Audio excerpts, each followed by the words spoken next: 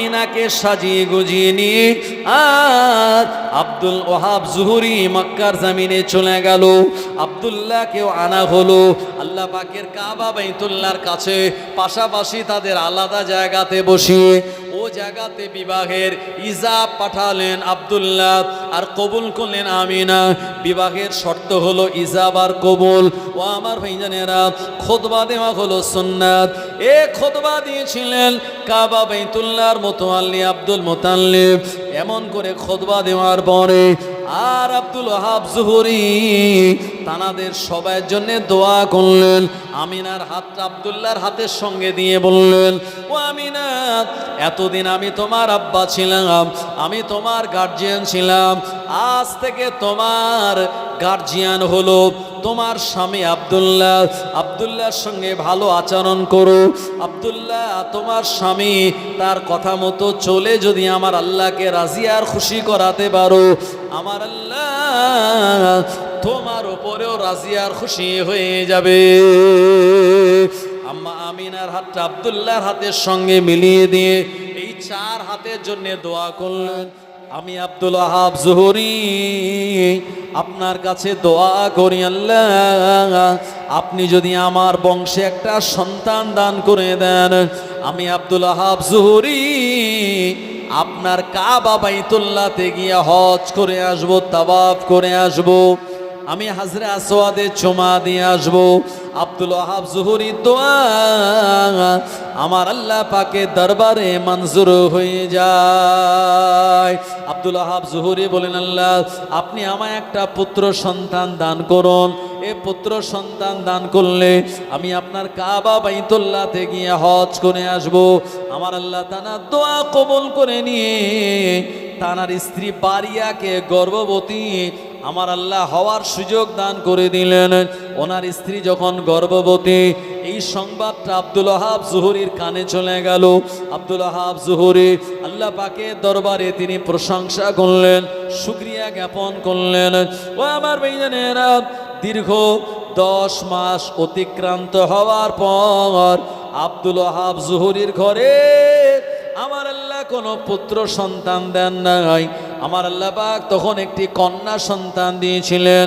যে জামানায় কন্যা সন্তান হওয়াটাকে তারা অপরাধ মনে করত, কন্যা সন্তান হলে ওই মাসুম বাচ্চাটাকে তারা জীবিত দাফন করে দিত।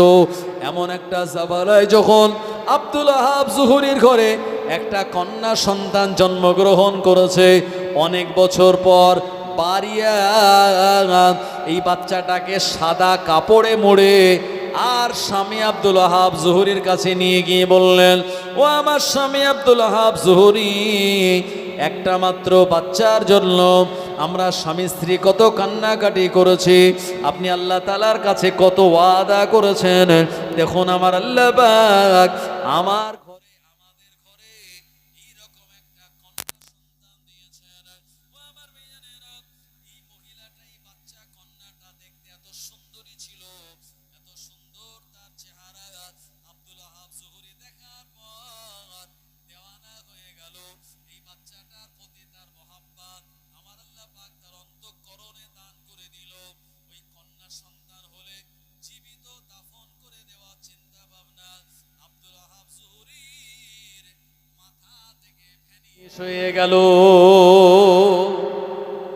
ও আমার ভাইজানেরা, এ মাসুম বাচ্চা, তাকে নিয়ে চুমা দেয়, তাকে নিয়ে মহাব্বত করে, কি নাম রাখা যাবে? এ সময় বারিয়া বলেন, স্বামী গো, এই বাচ্চাটা যখন আমার গর্ভের ভিতরে, আমি রাতের বেলা স্বপ্ন দেখতাম, আমাকে কে যেন এসে বলে যেত, ও বারিয়া, নসিব তোমার বড়, কপাল তোমার ভালো, তোমার গর্ভে যে সন্তান রয়েছে, এই সন্তানের কারণে আমার আল্লাহ পাক তোমাদের পরিচয় পরিচিতি গোটা দুনিয়ার জমিনে ছড়িয়ে দেবেন। এই বাচ্চাটা যখন ভূমিষ্ঠ হবে, এই বাচ্চাটার অন্য কোনো নাম রাখবে না, বাচ্চাটার নাম রাখবে আমিনা। ও আব্দুল ওয়াহাব জুহরি, আমাদের এই বাচ্চাটার নাম রাখতে হবে আমিনা। ওই আমিনা নাম রাখা হলো আমিনা ভদ্র সুন্দরী একটি সুশৃঙ্খল একজন মেয়ে, সঙ্গে সঙ্গে আব্বা মায়ের কাছে লালিত পালিত হতে লাগলো। আমিনা ইয়াসরিবের জমিনে, মদিনার জমিনে টুকটুক টুকটুক করে বেড়ে ওঠে। মক্কাতুল মুকাররমার তুলনায় মদিনাতুল মুনাওয়ারার আবহাওয়া অনেক বেশি ভালো, অনেক বেশি স্নিগ্ধ। মদিনার জমিনে আম্মা আমিনা টুকটুক করে তিনি বেড়ে ওঠেন। তানার জীবনের ভিতরে লেখা আছে, আম্মা আমিনা তানার যখন মাত্র 6 থেকে 7 বছর বয়স, এ বয়সে একদিন তিনি তানার ঘর থেকে তানার বান্ধবীর বাড়ি যাচ্ছিল। যেতে যেতে রাস্তার মাঝখানে আরবের 1 দিরহাম কাঁচা টাকা দেখতে পেল রাস্তার উপরে। আমিনা এই টাকাটা দেখার পরে চিন্তা করলো, টাকাটা তুলে নেব নাকি ফেলে দেব। না না না, আমি যদি টাকাটা না নেই, না জানি এই টাকাটা যার নয়, সে টাকাটা নিয়ে যাবে। আমিনা আমার উচিত হলো এই টাকাটা তুলে নিয়ে প্রকৃত মালিকের কাছে পৌঁছে দেওয়া। আম্মা আমিনা 6-7 বছর বয়সে 1 রিয়েল টাকাটা তুলে নিয়ে সোজা চলে গেল ও আমার ভাইজানেরা বান্ধবীর বাড়িতে। আর আরবের 1 রিয়েল, যেটার বর্তমানে অনেক দাম, আমাদের দেশের 25 টাকা দিলে আরবের 1 টাকা আপনায় দেবে। কি বুঝলেন? আমি 10,000 টাকা ওখানে খুচরো করলাম যে আমাদের ইন্ডিয়ার টাকা 10,000 দিয়েছি, তো সেখানে দেখা গিয়েছে দিচ্ছে আপনার 420 রিয়েল। তবে অনেক মুআল্লিম হয়তো এটা কম দিয়ে কিছু টাকা লাভ করে। আমার ভাইজানেরা, জওয়ানেরা, যুবকেরা, তো 420 রিয়েল আপনায় দেবে যদি 10,000 টাকা আপনি ভাঙান। তো এই 1 রিয়েলে আজকের যুগে 1 টাকা, যেমন আমাদের দেশের 1 টাকা ফকিরকে দিলেও ফকির নেয় না, কারণ এখনকার 1 টাকায় কলা আঁকানো আছে, মানে ওই 1 টাকায় কিচ্ছু হয় না। আর আগেকার 1 টাকায় ধানের শীষ ছিল, মানে অনেক কিছু হতো। আর এখনকার 1 টাকায় দেখবেন এরকম আছে, মানে কিচ্ছু হয় না, ওটা ফকিরও ফেলে দেয়। ছোট ছোট 1 টাকা দোকানদাররাও নিতে চায় না, যদিও সরকারিভাবে এটা ব্যান করা হয়নি, কিন্তু অনেক দোকানদাররা নেয় না। আমার ভাইজানেরা, কিন্তু 1 রিয়েলের ওখানে অনেক দাম আছে। আপনি মোটামুটি 1 টাকায় একটা ভালো তসবি পেয়ে যাবেন, 1 রিয়েল একটা টুপি পেয়ে যাবেন। তো এই কাঁচা টাকা নিয়ে যখন গেল, বান্ধবী বলছে, আমিনা এই টাকাটা নিয়ে চলো আমরা দোকান থেকে খাবার কিনে আনি। আম্মা আমিনা বললেন, না না না, এ টাকাটা আমার নয়, এ টাকাটা কুড়িয়ে পাওয়া টাকা।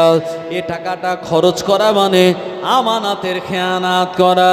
ও আমার ভাইজানেরা, বান্ধবী বারবার এই টাকাটা খরচ করে টাকাটার বদলাতে খাবার খেয়ে নিতে বলল। আম্মা আমিনা বান্ধবীর মতলব ভালো নয় এটা বুঝতে পেরে দেরি না করে ওখান থেকে সোজা নিজের আপন ঘরে চলে আসেন। আস্তে আস্তে দেখতে পেল রাস্তার মাঝখানে একজন বয়স্ক মানুষ, বুড়ো মানুষ, শরীরটা তার জরাজীর্ণ, চোখে কম দেখে, কোমরটাও তার বেঁকে গিয়েছে, রাস্তার ওপরে কি যেন খোঁজাখুঁজি করে। ও আমার ভাইজানেরা, আম্মা জান আমিনা টুকটুক করে গিয়ে বললেন, ও আল্লাহর বান্দা, কি আপনি খোঁজাখুঁজি করেন?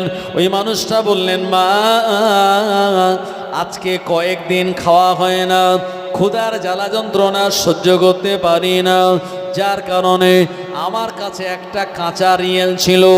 ওই 1 রিয়েল নিয়ে আমি বাজারে যাচ্ছিলাম কিছু খাদ্য আর খোরাক কেনার জন্য, অথচ আমার ভুলবশত, অসাবধানতা বশত টাকাটা কোন জায়গায় পড়ে গেল আমি আর খুঁজে খুঁজে পাই না। এই কারণে টাকাটা আমি খোঁজ করতেছি। ও আমার ভাইজানেরা, প্রিয় নবীর আম্মা হযরত আমিনা ওই মানুষটাকে নিয়ে বললেন, ওগো আল্লাহর বান্দা, আপনি চলুন আমার ঘরে চলুন। আম্মা আমিনা ওই মানুষটাকে নিয়ে তানার বাড়িতে নিয়ে গেলেন, বসার জায়গা দিলেন, পানি পান করালেন, মেহমানদারি করালেন। ওই বয়স্ক মানুষটা খুশি হয়ে গেল, এবারে চলে আসবেন। আম্মা জান আমিনা ওই টাকাটা নিয়ে বললেন, ও আল্লাহর বান্দা, দেখুন না এই টাকাটা আপনার নাকি? নিজের হারানো টাকা দেখে চিনতে পেরে গেল। ওই বয়স্ক মানুষটা বললেন, মা এটাই তো আমার সেই টাকা যেটা আমি বাজারে যাওয়ার সময় হারিয়ে ফেলেছি। ও আমার ভাইজানেরা, হারিয়ে যাওয়া দামি টাকা কেউ যদি আপনায়, সে পাওয়ার পরে আপনায় দিয়ে দেয়, তাহলে আপনার মনে কতটা খুশি হবে একবার চিন্তা করুন। ওই বয়স্ক মুরব্বী খুশি হয়ে গেল।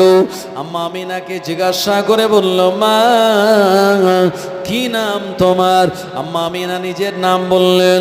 প্রাণ ভরে ওই মুরব্বীটা দোয়া করে বললেন, আমি আল্লাহ তাআলার কাছে দোয়া করি এত সুন্দর আখলাক ব্যবহার তোমার, এই সুন্দর আখলাক আর ব্যবহারের কারণে আমার আল্লাহ পাক যেন তোমার নামটা গোটা দুনিয়ার জমিনে উজ্জ্বল করে দেন।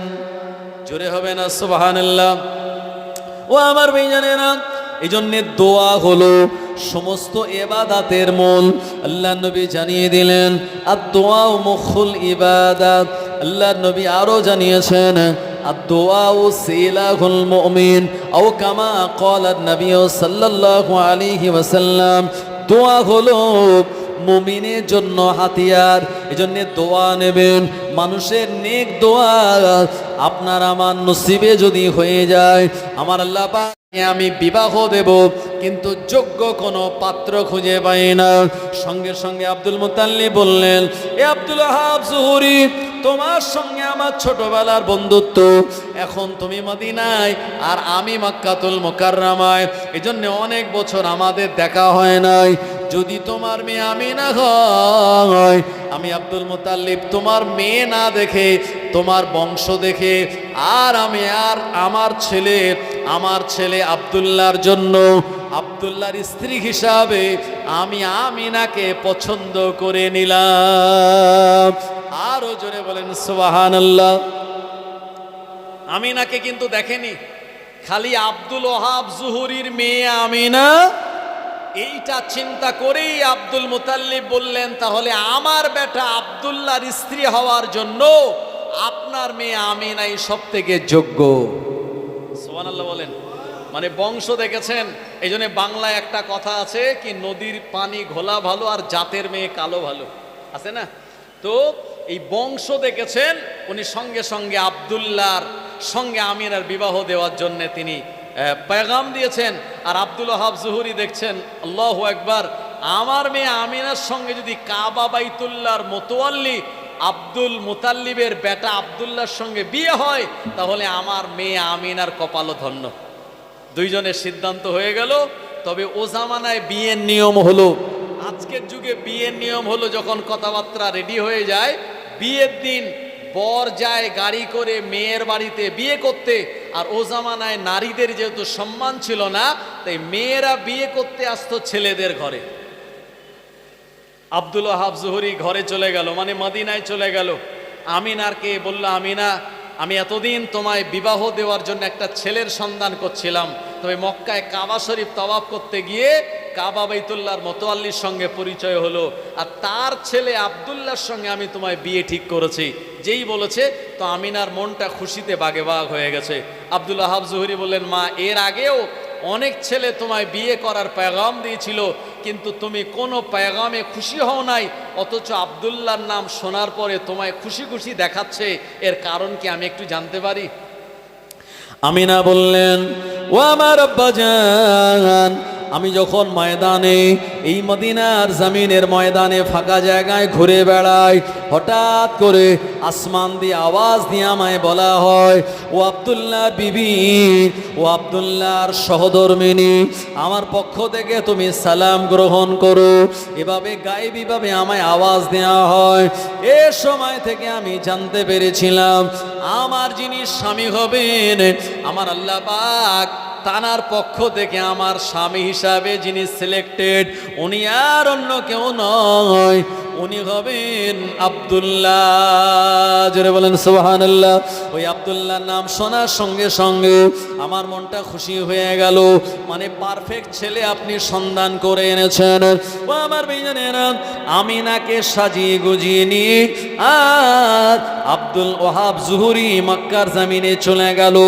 আব্দুল্লাহকেও আনা হলো আল্লাহ পাকের কাবা বাইতুল্লাহর কাছে, পাশাপাশি তাদের আলাদা জায়গাতে বসিয়ে জায়গাতে বিবাহের ইজাব পাঠালেন আব্দুল্লাহ আর কবুল করলেন আমিনা। বিবাহের শর্ত হলো ইজাব আর কবুল। ও আমার ভাইজানেরা, খুতবা দেওয়া হলো সুন্নাত। খুতবা দিয়েছিলেন কাবা বাইতুল্লাহর মুতাওয়াল্লি আব্দুল মুতাল্লিব। এমন করে খুতবা দেওয়ার পরে আর আব্দুল ওয়াহাব জুহরি তানাদের সবার জন্য দোয়া করলেন। আমিনার হাতটা আব্দুল্লাহর হাতের সঙ্গে দিয়ে বললেন, ও আমিনা, এতদিন আমি তোমার আব্বা ছিলাম, আমি তোমার গার্জিয়ান ছিলাম, আজ থেকে তোমার গার্জিয়ান হলো তোমার স্বামী আব্দুল্লাহ। আব্দুল্লাহর সঙ্গে ভালো আচরণ করো। আব্দুল্লাহ, তোমার স্বামী তার কথা মতো চলে যদি আমার আল্লাহকে রাজি আর খুশি করাতে পারো, আমার আল্লাহ তোমার উপরেও রাজি আর খুশি হয়ে যাবে। আম্মা আমিনার হাতটা আব্দুল্লাহর হাতের সঙ্গে মিলিয়ে দিয়ে এই চার হাতের জন্য দোয়া করলেন। ওই জায়গায় যত মেহমান ছিলেন খোরমা দিয়ে তানাদের মেহমানদারি করানো হলো। আব্দুল্লাহ নিজের নতুন বিবি আমিনাকে নিয়ে আর আপন ঘরে বিদায় নিলেন। এতদিন প্রিয় নবী নূর মুবারক আব্দুল্লাহর পেশানিতে ছিল। আম্মা আমিনাকে ঘরে নেওয়ার পর মোহাব্বতের সঙ্গে আব্দুল্লাহ যখন চুমা দিয়েছিল, ওই চুমা দেওয়ার সঙ্গে সঙ্গে প্রিয় নবী নূর মুবারক আম্মা আমিনার কাছে চলে গেল। আম্মা আমিনা অনেক বেশি সুন্দরী হয়ে গেলেন। প্রিয় নবী নূর মুবারক যাওয়ার পর আম্মা আমিনার শরীর দিয়ে সুগন্ধি বার হতে লাগলো, চেহারা উজ্জ্বল হয়ে গেল। আব্দুল্লাহ চেহারাটা ফ্যাকাশে হয়ে গেল। মক্কার অনেক নারীরা যারা আব্দুল্লাহকে বিবাহ করার ইচ্ছা প্রকাশ করেছিল, তারা বলতে লাগলো, এ আব্দুল্লাহ, তুমি কি বিবাহ করে নিয়েছো? আব্দুল্লাহ বলল, হ্যাঁ, আমি বিবাহ করে নিয়েছি। এ সময় তারা বলল, নসিব তার ভালো যে তোমায় বিবাহ করে তোমার স্ত্রী হতে পেরেছে। তবে আব্দুল্লাহ, শুনে রাখো, আমরা তোমায় বিবাহ করার ইচ্ছা প্রকাশ করেছিলাম তোমাকে পাওয়ার জন্য নয়, আসলে তোমার পেশানিতে যে নূর দেখেছিলাম ওই নূরে মোহাম্মদীর মা হওয়ার জন্য আমরা তোমায় বিবাহ করার ইচ্ছা প্রকাশ করেছিলাম। তবে দুঃখজনক হলেও কথাটা সত্য, ওই নূর এখন তোমার কপালে আর নাই। আব্দুল্লাহকে বিবাহ করতে পারিনি বলে আর নবীজির মা হতে পারেনি বলে মক্কার অনেক নারীরা তারা পাহাড় থেকে আর ঝাঁপ দিয়ে তারা নিজেদের জীবনকে সুসাইড করে দিয়েছিল, অনেক কুয়ায় পড়ে মারা গিয়েছিল। প্রিয় নবীর মোহাব্বত আর ভালোবাসায় ও জনেরা যুবকেরা, প্রিয় নবীর নূর মুবারক আম্মা আমিনার কাছে যখন চলে গেল, আম্মা আমিনা বলেন, আমার গোটা শরীর দিয়ে সুগন্ধি বার হতো। এভাবে করে কয়েকটা মাস পেরিয়ে গেল। একদিন আব্দুল মুতাল্লিবের বেটারা তারা বাণিজ্য করার জন্য সিরিয়াতে যাবে। আব্দুল্লাহ তিনি আব্বাজানকে বলেন, আব্বাজান, আপনি আমায় অনুমতি দিন, আমার ভাইদের সঙ্গে আমিও সিরিয়ায় বাণিজ্য করার জন্য যাব।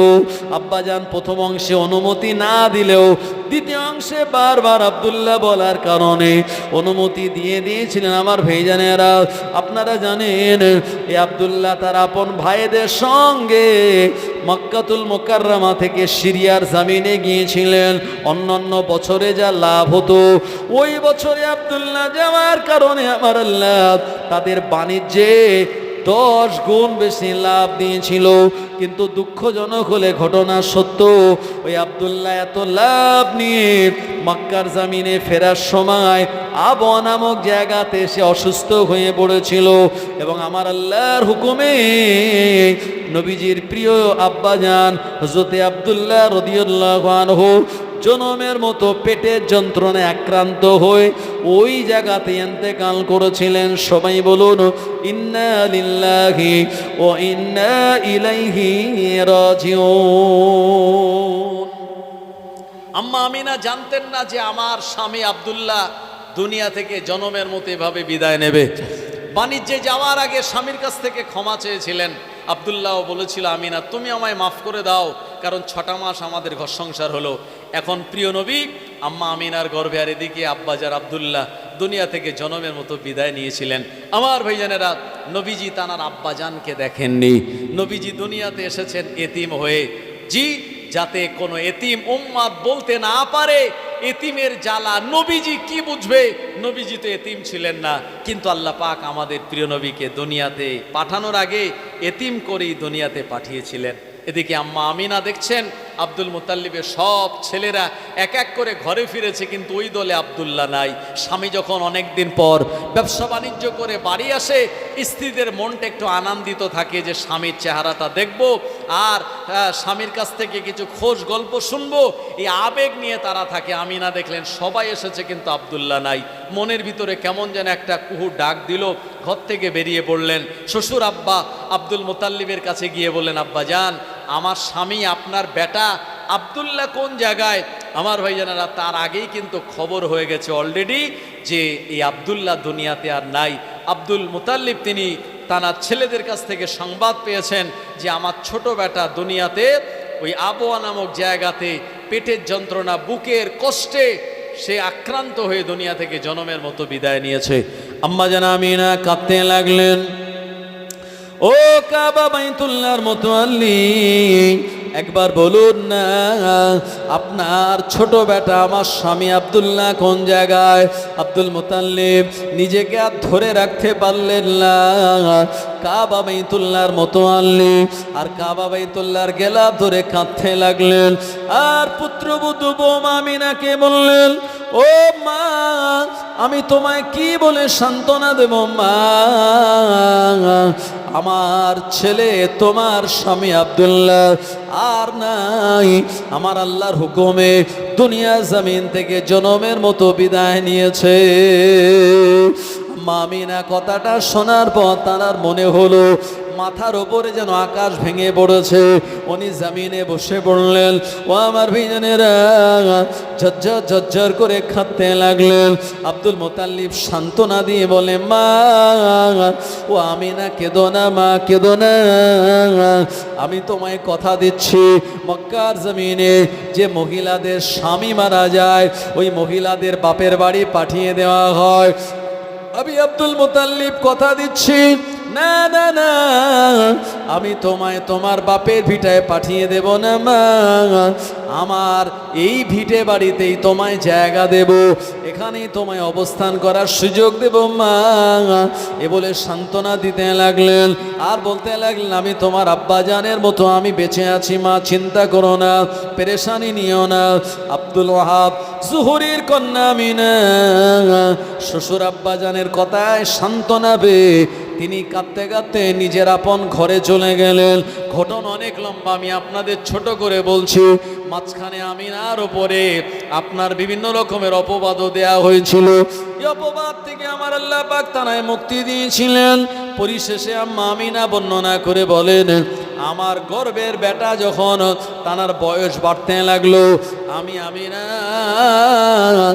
আমার নিজের শরীরের কোনো কষ্ট আমি অনুভব করতাম না। আম্মা আমিনা বলেন, আমার শরীর দিয়ে সুগন্ধি চারিদিকে বার হতে লাগলো। মক্কার মানুষের অনেক অভিযোগ করে বলল, ও কাবা বাইতুল্লাহর মুতাল্লি, ও আব্দুল মুতাল্লিব, তোমার বৌমা আমিনা বিধবা নারী। আর বিধবা নারী যারা হয় হাতের চুড়ি খুলে ফেলে, নাকের অলংকারটা তারা খুলে রাখে, সুগন্ধি তারা আর ব্যবহার করে না। অথচ আমিনা এমন সুগন্ধি মাখে যেখান দিয়ে যায় ওই জায়গাটা সুগন্ধিতে ভরপুর হয়ে যায়। আব্দুল মুতাল্লিবের কাছে অভিযোগ আসলো। আব্দুল মুতাল্লিব ওনার স্ত্রীকে বললেন, একবার বৌমার সঙ্গে কথা বলো, এমন সুগন্ধি বৌমা যেন আর না মাখে, কারণ আমি কাবা বাইতুল্লাহর মুতাল্লি, আমার ইজ্জতে লাগে।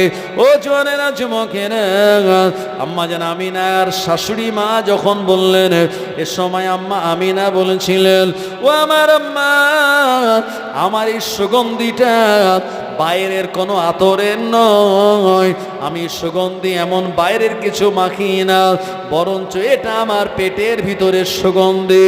ও আমার মেয়েজানেরা, আব্দুল মুতাল্লিবকে যখন বলা হলো, আব্দুল মুতাল্লিব এসে বলেন, বৌমা, কথা যদি সত্য হয় একবার তুমি জমিনে থুতু ফেলো, পিক ফেলো।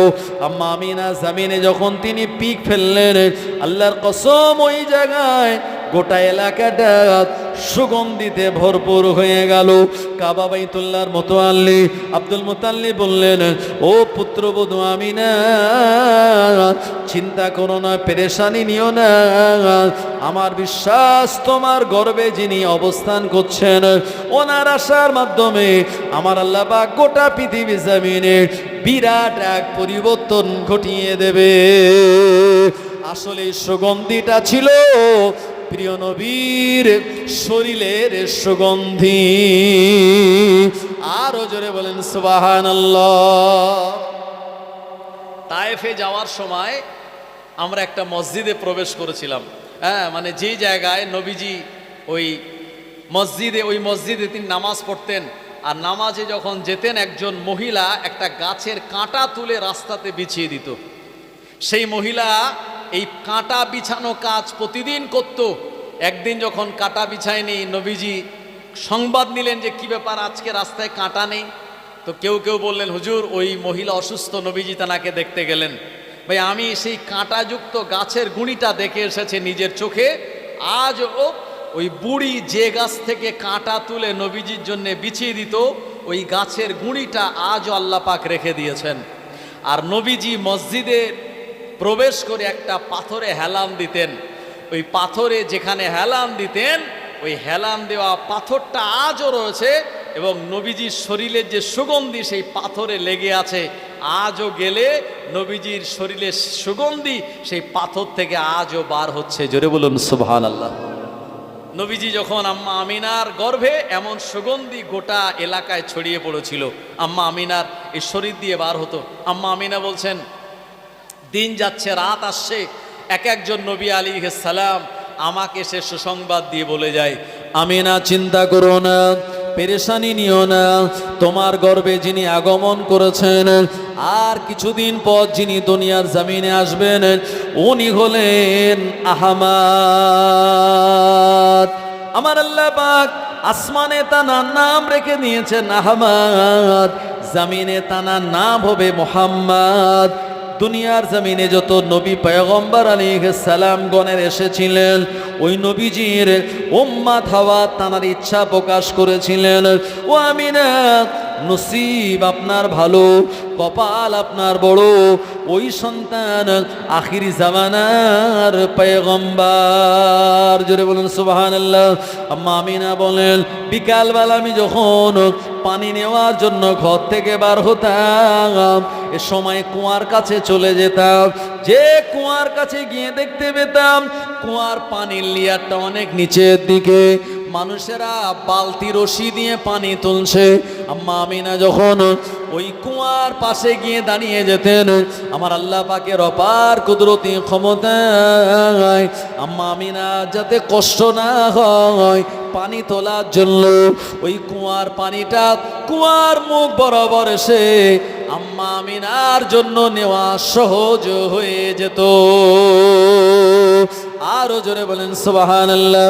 আম্মা আমিনা বলেন, আমি বিকালবেলা বেরিয়েছি, দেখতে পেলাম একটা বাঘ একটা হরিণকে তাড়া দেয়। আমি এ সময় দেখলাম যে বাঘ হরিণকে তাড়া দিচ্ছে তাকে ধরে খাওয়ার জন্য। আমি আমিনা আমায় দেখার সঙ্গে সঙ্গে ওই হরিণটা আমার কাছে চলে এসেছে, বাঘ আমার কাছে এসেছে, দুইজনে আমায় সালাম জানালো।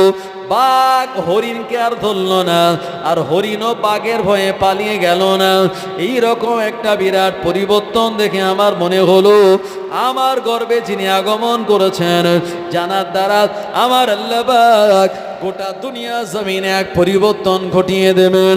আম্মা আমিনা বলেন, অবাক করা বিষয় আমি দেখতে পেতাম আমার ঘর থেকে রাতের বেলা মাঝে মাঝে একটা আলো বার হতো। ওই আলোটা এত পাওয়ারফুল, এত তেজি আলো, যে আলো দিয়ে শাম দেশের বড় বড় অট্টালিকাগুলি দেখা যেত। আমি আমিনা এ সময় আমার দুনিয়ায় আমার বেটার দুনিয়া আসার সময় নিকটবর্তী হয়ে পড়ল। আমি একা একা চিন্তা করতে লাগলাম, আমি কোণে ঘরের ভিতরে একা অবস্থান করি, এই জায়গায় আমায় সাহায্য সহযোগিতা কে করবে? আমি আল্লাহর উপরে নিজেকে ভরসা করলাম। আমি হঠাৎ দেখতে পেলাম কয়েকজন মহিলা, লম্বা লম্বা চেহারার মহিলা আমার বাড়ির দিকে তারা আসতে লেগেছে। আমি তানাদের চিনি না, জানি না। তানাদেরকে আমি জিজ্ঞাসা করলাম, মা ইসমুক, আপনাদের নাম কি, কোন জায়গা থেকে আপনারা এসেছেন? ও আমার ভাইজানেরা, এ সময় আমাকে তানারা সালাম জানিয়ে জবাব দিয়ে বললাম, আমি না, ও আল্লাহর বান্দি, আমি আর অন্য কেউ নয়। একজন বলেন, আমি হলাম ঈসা আলাইহিস সালামের আম্মা মরিয়ম আলাইহিস সালাম। আর একজন বলেন, আমি হলাম ফেরাউনের স্ত্রী আসিয়া। আর একজন বলেন, আমি আইয়ুব নবীর বিবি রহিমা। আর আমাদের সঙ্গে যারা আছে, আমার আল্লাহ পাকের জান্নাতের হুরগণেরা, আপনার খেদমাতের জন্য আমার আল্লাহ জান্নাতুল ফিরদাউস থেকে আপনার ঘরে আমাদেরকে পাঠিয়ে দিয়েছে। আরো জোরে বলেন সুবহানাল্লাহ। ও জওয়ানেরা, যুবকেরা, আম্মা আমিনা বর্ণনা করে বলেন 570 খ্রিস্টাব্দ 12 রবিউল আউয়াল সুবহে সাদেকের সময়, এমন করে রাতের শেষ আর দিনের শুরু, এমন একটা সময় আমি দেখতে পেলাম আসমান থেকে আমার ঘর পর্যন্ত একটা গোলাকার কাপড় দিয়ে ঘিরে দেওয়া হলো, শয়তান যাতে আমার ঘরের কাছাকাছি আসতে না পারে। এ কারণে আমার আল্লাহ পাকের ফেরেশতাগণেরা আম্মা আমিনার ঘরটা চারিদিকে ঘিরে রাখলো। আম্মা আমিনা বলেন, এই গোলাকার কাপড় দিয়ে যখন আমার কোণে ঘরটা ঘিরে দেওয়া হলো, এ সময় আমি একটা বিকট আওয়াজ পেলাম। এই আওয়াজে আমি ভয় পেয়ে গেলাম, আমার পিপাসা লেগে গেল। আমি দেখতে পেলাম ওই কাপড়ের ভিতর দিয়ে একজন আল্লাহর হুর আমায় এক গ্লাস পানি দিল। ওই পানিটা আমি পান করলাম। পানি পান করার সঙ্গে সঙ্গে আমার একদিকে যেমন ভয় চলে গেল, অপর দিকে আমার পিপাসাও নিবারণ হয়ে গেল। আল্লাহ নবীর আম্মা আমিনা বলেন, এ সময় আমি দেখতে পেলাম ওই কাপড়ের ভিতর দিয়ে সবুজ রঙের ডানা বিশিষ্ট কয়েকটা পাখির আবির্ভাব হয়ে গেল। আমি না, আমার কুঁড়ে ঘরের ভিতরে ডানা মেলে উড়ে উড়ে বেড়ায়। এ পাখির হাওয়ায় আমার গোটা ঘরটা সুশীতল ঠান্ডা হয়ে গেল। এ সময় আম্মা আমিনা বলেন, আমার দৃষ্টিশক্তি ওপরের দিকে তুলে নেওয়া হলো। আমি বিরাট বড় বড় পাহাড়গুলি দেখতেছিলাম, আমি সমুদ্রগুলো দেখতেছিলাম। এরপরে আমার দৃষ্টিটা যখন নিচের দিকে নামানো হলো, এই সময় আমি নিচের দিকে তাকিয়ে দেখি সাদা কাপড়ে জড়ানো অবস্থায় আমার মাসুম বাচ্চা মুহাম্মদ ইবনে আব্দুল্লাহ আমার আল্লাহর জমিনে সিজদায় পড়ে রয়েছে। আরো জোরে বলেন সুবহানাল্লাহ। নারায়ে তাকবীর, নারায়ে তাকবীর। আমার ভাইজানেরা, এরপরে আমার নবীকে লক্ষ্য করে গোটা দুনিয়া জমিন থেকে আওয়াজ হয়, আসসালাতু ওয়াসসালামু আলাইকা ইয়া রাসূলুল্লাহ, আসসালাতু ওয়াসসালামু আলাইকা ইয়া হাবিবাল্লাহ, আসসালাতু ওয়াসসালামু আলাইকা ইয়া খায়রে খালকিল্লাহ, আসসালাতু ওয়াসসালামু আলাইকা ইয়া শাফিউল মুজনিবিন, আসসালাতু ওয়াসসালামু আলাইকা ইয়া রাহমাতাল লিল আলামিন। এমন করে আমার বেটাকে লক্ষ্য করে তারা সালাম জানায়। শুধু তাই নয়, আমি দেখতে পেলাম, আওয়াজ পেলাম, সাল্লাল্লাহু আলা মুহাম্মদ সাল্লাল্লাহু আলাইহি ওয়াসাল্লাম। এভাবে আমার সন্তানের প্রতি তারা সালাম জানাতে লাগলো। আম্মা আমিনা লক্ষ্য করে বলেন, এইরকম আওয়াজ আমি চতুর্দিক দিয়ে যখন পেলাম, এ সময় আমার ঘরে আমার এই বাচ্চাটা যখন সেজদা হালাতে ছিল, আমি আমার বেটাকে তুলে নিলাম। তুলে নেওয়ার পর যখন তার চেহারার দিকে তাকালাম, আম্মা আমিনা আমার মনে হয়, আম্মা আমিনা বলেন, আমার মনে হয় আসমানের চাঁদের থেকেও সুন্দর একটি ফুটফুটে বাচ্চা আমার কোলে আজকে ধরা দিয়েছে। ও জানেরা, যুবকেরা, আল্লাহ নবীর আম্মা আমিনা বর্ণনা করে বলেন, এ মাসুম বাচ্চাটাকে আমি চুমা দিতে লাগলাম। এ বাচ্চাটা দুনিয়া জমিনে আগমন করার পর আমার ঘরে ফেরেশতাগণেরা লাইন দিয়ে তানারা 3 দিন পর্যন্ত আমার বাচ্চাটাকে সালাম জানায়। আমার শ্বশুর আব্বা আব্দুল মুতাল্লিব আমার ঘরে ঢুকতে চেয়েছিল, কিন্তু না না না, 3 দিন পর্যন্ত ফেরেশতানা তানায় ঢুকতে দেন নাই। সমস্ত ফেরেশতাগণেরা প্রিয় নবীর চেহারা তানারা দর্শন করলেন।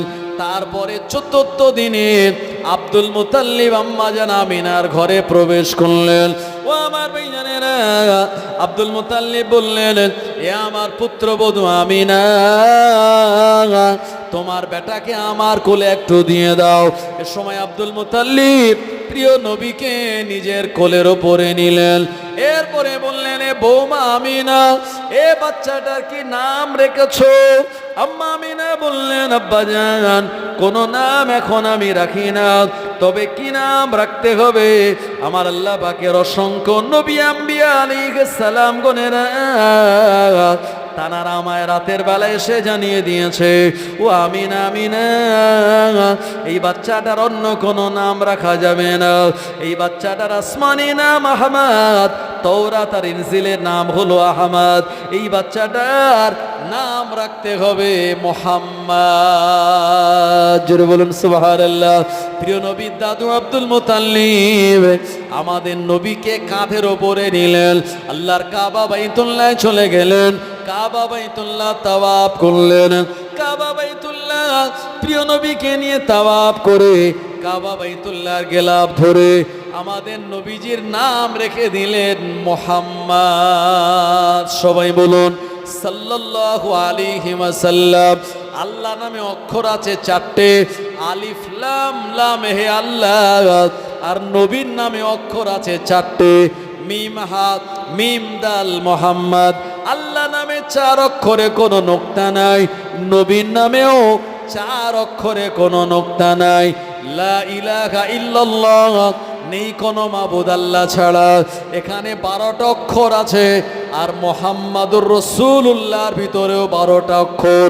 লা ইলাহা ইল্লাল্লাহর ভিতরে কোনো নোক্তা নাই, আর মুহাম্মাদুর রাসূলুল্লাহর ভিতরেও কোনো নোক্তা নাই। আরো জোরে বলেন সুবহানাল্লাহ। ও জওয়ানেরা, যুবকেরা, নবীর উম্মতেরা, প্রিয় নবী দুনিয়া জমিনে আসার কারণে গোটা আরবে জমিনে আমার আল্লাহ পাক অসংখ্য বন্ধা নারীকে মা হওয়ার সৌভাগ্য দিয়েছিলেন। প্রিয় নবী যখন দুনিয়া জমিনে আগমন করলেন, শুকনো খেজুর গাছে আমার আল্লাহ পাতা দিয়ে সতেজ করে দিয়ে ওই গাছে আমার আল্লাহ সুন্দর করে খেজুর দিয়ে দিয়েছিলেন। শুকনো কুয়াগুলি পানিতে পরিপূর্ণ হয়ে গেল। প্রিয় নবী দুনিয়া জমিনে আগমন করার কারণে যে সমস্ত উটের স্তনে কোনো দুধ ছিল না, ওই উটনির স্তনে আমার আল্লাহ পাক নবীজির ওসিলায় বরকত দিয়ে দুধে পরিপূর্ণ করে দিয়েছিলেন। ও নবীর উম্মত উম্মাতানিরা, প্রিয় নবী দুনিয়া জমিনে আগমন করার কারণে গোটা মক্কার জমিনে অবরূপ এক পরিবর্তন দেখা দিয়েছিল। এই পরিবর্তনের কারণে ইবলিস শয়তান বিরাট কান্নাকাটি করা শুরু করলো। চেলারা বলল, এ আমাদের হুজুর তুমি কাঁদো কেন? ইবলিস বলল, আজকে এমন একজনের আবির্ভাব দুনিয়া জমিনে হয়ে গিয়েছে, ওনার এত মর্যাদা এত সম্মান, আমি সারা জীবন ধরে ওই ব্যক্তির ওই নবীর উম্মতদেরকে গোমরাহ করব। অথচ ওই নবীর উম্মতেরা আল্লাহ পাকের দরবারে একবার হাত তুলে খালিস নিয়াতে তওবা করে যদি দোয়া করে, আমার আল্লাহ তাদের দোয়া কবুল করে নিয়ে জীবনের পাহাড় পাহাড় গোনাগুলি মাফ করে দেবে। আরো জোরে বলেন সুবহানাল্লাহ। শয়তান বলছে, এই কারণে আমি কাঁদতেছি, কারণ নবীজির আগমন করার পর সবাই খুশি হয়ে গেল, একমাত্র শয়তান কেঁদেছিল। ও আমার ভাইজানেরা, জওয়ানেরা, যুবকেরা, প্রিয় নবীর আগমন করার কারণে ইহুদি আর খ্রিস্টানদের গির্জায় হাজার হাজার বছর ধরে যে আলোগুলি জ্বলত, ওই আলোগুলি সব নিভে গেল। নবীজি আগমন করার কারণে গোটা মক্কা জমিনে আমার আল্লাহ পাক মাঠে ময়দানে সবুজ ঘাস দিয়ে দিয়েছিলেন। মক্কার জমিনে এমন অফুরন্ত বরকত দিয়েছিলেন। আম্মা আমিনার ঘরে আল্লাহ এত বরকত দিয়ে দিয়েছিলেন, মক্কার মানুষেরা তারা বুঝতে পেরেছিল যাতেই কোনো ব্যক্তির আবির্ভাব নয়, মুহাম্মাদুর রাসূলুল্লাহর আবির্ভাব হওয়ার কারণে আজকে মক্কা জমিনে এমন পরিবর্তন দেখা গিয়েছিল। একবার প্রাণ খুলে বলুন সুবহানাল্লাহ। আল্লাহুম্মা সাল্লি আলা সাইয়্যিদিনা ওয়া আলা আলি সাইয়্যিদিনা। আজ কেন পৃথিবীটা লাগে এত সুন্দর, নবীজির আগমনে সাজালো এ চরাচর। আজ কেন পৃথিবীটা লাগে এত সুন্দর, নবীজির আগমনে সাজালো এ চরাচর।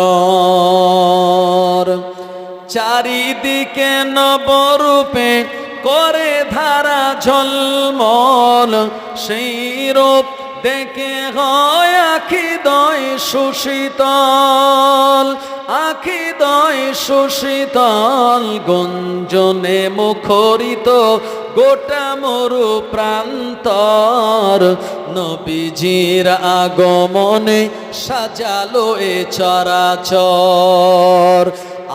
আজ কেন পৃথিবীটা লাগে এত সুন্দর, নবীজির আগমনে সাজালো এ চরাচর।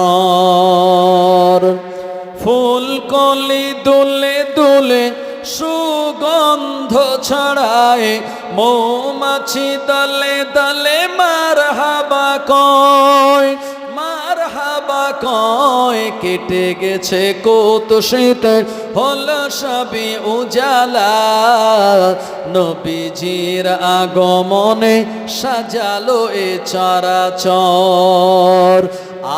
আজ কেন পৃথিবীটা লাগে এত সুন্দর, নবীজির আগমনে সাজালো এ চরাচর।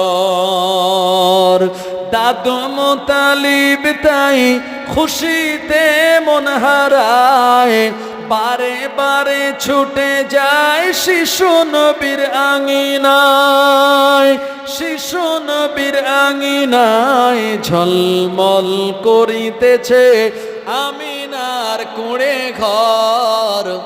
জোরে হবে না সুবহানাল্লাহ? জোরে বলেন না সুবহানাল্লাহ? নারে তাকবীর, নারে তাকবীর। খাপুর গ্রামে নবী দিবস উপলক্ষে ইসালে সওয়াব হিজবুল্লাহ আহলে সুন্নাত ওয়াল জামাত বিশ্ব নবী দিবস। নারে তাকবীর। ঝলমল করে ওই আমিনার কোণে ঘর, ঝলমল করিতেছে আমিনার কোণে ঘর, নবীজির আগমনে সাজালো এ চরাচর। আজ কেন পৃথিবীটা লাগে এত সুন্দর, নবীজির আগমনে সাজালো এ চরাচর। আল্লাহুম্মা সাল্লি আলা সাইয়্যিদিনা ওয়া আলা আলি সাইয়্যিদিনা। আমার ভাইজানেরা, জওয়ানেরা, যুবকেরা, নবীজির আগমনে সবাই খুশি হয়েছিল, নবীজির আগমনে সবাই শান্তি পেয়েছিল, নবীজির আগমনে সবাই আনন্দ পেয়েছিল। কিন্তু ইবলিস শয়তান সে আনন্দ পায়নি। আর সমস্ত প্রাণী জগতেরা, গাছপালা, তরুলতা, পাহাড় পর্বত নবীজির আগমনে তার আনন্দিত হয়েছিল। আর আমরা সেই নবীর উম্মত, আমরাও নবীজির আগমনে আনন্দিত হয়ে আজকে এইরকম নবী দিবসের মাহফিলে বসেছি। প্রিয় নবী সাল্লাল্লাহু আলাইহি ওয়াসাল্লামের প্রিয়তম সাহাবী হযরতে আবু বকর সিদ্দিক রাদিয়াল্লাহু আনহু তিনি বলেছেন, মান আনফাকা দিরহামিন আলা কিরাতিন মাউলুদিন নবী সাল্লাল্লাহু আলাইহি ওয়াসাল্লাম কানা রাফিকিল জান্নাহ। আবু বকর হুজুর তিনি বলেছেন, নবীজির জন্ম বৃত্তান্ত যেখানে আলোচনা হয়, নবী দিবস এই মজলিসে কেউ যদি 1 কিরাত পরিমাণ টাকা দান করে, আবু বকর হুজুর বলছেন, আমি আবু বকর আমার নবীর ওই উম্মতের সঙ্গে আর আমি আবু বকর একই জান্নাতে পাশাপাশি বন্ধু হয়ে অবস্থান করব। জোরে বলুন সুবহানাল্লাহ। ভাই আপনাদের কপাল ভালো, নসিব ভালো, সৌভাগ্য যে সেই রকম নবী দিবসে আপনারা সাহায্য সহযোগিতা করেছেন, সেই রকম নবী দিবসের মাহফিলে আপনারা আসতে পেরেছেন। এটা একটা বিরাট বড় নসিব। কারণ আবু বকর হুজুর নবীকে যে মহাব্বত করেছিলেন, ভালোবেসেছিলেন, এই মহাব্বত আল্লাহ কবুল করে দুনিয়াতে থাকতে থাকতেই জান্নাতের সার্টিফিকেট তানায় দিয়ে দিয়েছেন। আর এন্তেকালের পরেও নবীজির পাশেই আবু বকর হুজুর তিনি আজও বর্তমানে শায়িত আছেন। জোরে বলুন সুবহানাল্লাহ। যখন মদিনা শরীফে আল্লাহর নবীর মেহমানেরা কাবা বাইতুল্লাহে গেলে আল্লাহর মেহমান, আর মদিনা শরীফে গেলে নবীজির মেহমান, তো ওই বাবুস সালাম নামক একটা গেট আছে মদিনার মসজিদ নববী শরীফে। আমার ভাইজানেরা, যে জায়গা দিয়ে প্রবেশ করে নবীজির রওজায়ে আতহারে আপনাকে সালাম জানাতে হবে, একটু ওই মদিনার মসজিদ থেকে বেরিয়ে একটু ঘুর পথে, পুলিশ ব্যারিকেড করে রাখে, একটু ঘুর পথে আসতে হয় এই বাবুস সালাম নামক গেট দিয়ে। মানুষেরা যখন যায় নবীজির কাছে, মনে হচ্ছে যে নবীজি ওই জায়গায় তিনি বসে আছেন আর আমাদের সালাম তিনি গ্রহণ করছেন। মানুষ আবেগ নিয়ে নবীজিকে সালাম জানাতে জানাতে এই বাবুস সালাম নামক দরওয়াজা দিয়ে প্রবেশ করে। আমার ভাইজানেরা, এরপরে বাবুস সালাম দিয়ে যখন যায়, এ সময় তানার বাম দিকে পড়ে রিয়াজুল জান্নাহ, যে জায়গাতে নবীজি বলেছেন যে মা বাইনা বাইতি ও মেম্বারি বাইনাহুমা রাউযাতুম মিন রিয়াজুল জান্নাহ। রিয়াজুল জান্নাহ যেখানে, এটা হলো জান্নাতের মানে মদিনার মসজিদের মেম্বার আর নবীজির ঘর, এই দুটির মাঝখানে হলো রিয়াজুল জান্নাহ। এটাই হলো জান্নাতের টুকরা। একবার জোরে বলুন সুবহানাল্লাহ। আমার ভাইজানেরা, তাই গোটা দুনিয়ায় কোনো জায়গায় জান্নাত পাবেন না, শুধুমাত্র কেবলমাত্র এক জায়গায় জান্নাত আছে, সেটি হলো ওই মদিনার মসজিদের ভিতরে নবীজির ঘর আর নবীজির মেম্বার, এই দুটোর মাঝখানে এটা রিয়াজুল জান্নাহ। ফেরেশতারা জান্নাতি মাটি এনে ওখানে ফেলেছিলেন, ওই জায়গায় 2 রাকাত নামাজ পড়ার জন্য আল্লাহর নবীর মেহমানেরা, নবীর উম্মতেরা তারা কম্পিটিশন করেন। তবে এবারে গিয়ে দেখলাম সৌদিতে একটা নুসুক চালু হয়েছে, একটা অ্যাপ। এই নুসুক অ্যাপে গিয়ে আগে ভাগে আপনাকে ওই ভিসা দিয়ে, পাসপোর্ট নাম্বার দিয়ে বুকিং করতে হয়। তারপরে ওই একটা ডেট দিয়ে দেয় এবং সময়ও আপনাকে বলে দেয়।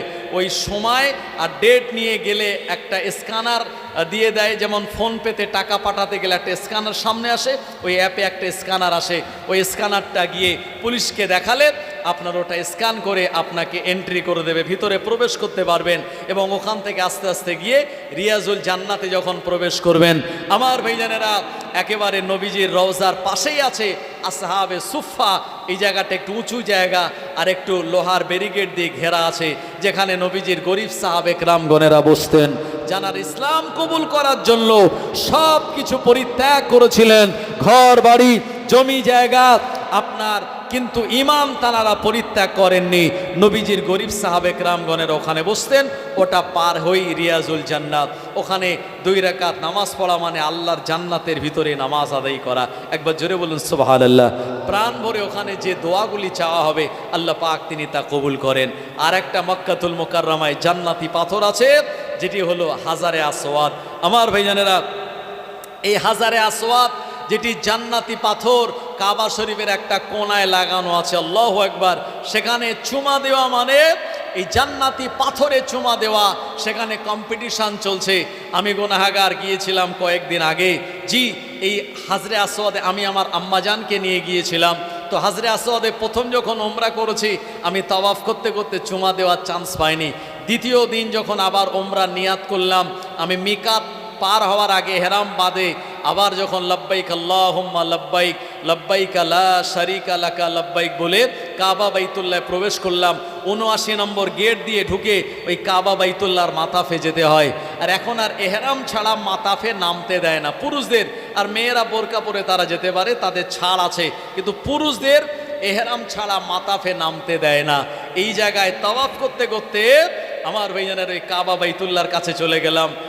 হাজরে আসওয়াদের আগের কোণ হলো রুকনে ইয়ামানি কোণ, যে জায়গায় গিলাফটা তোলা আছে, যে ওখানে মানুষেরা হাত দেয়, চুমা দেয়। এরপরে হাজারে আসওয়াদ, সেখানে কম বেশি আমি প্রায় 25 মিনিট ধরে কম্পিটিশান, মানে ওই যে কাছাকাছি গিয়ে একটু চুমা দেওয়া। আমার ভাইজানের একটা মানুষের আবেগ কাজ করে, আর আমরা যারা ভারতের মানুষ বা বাংলাদেশের, আমাদের বডি চেহারা একটু বেশি লম্বা চওড়া নয়।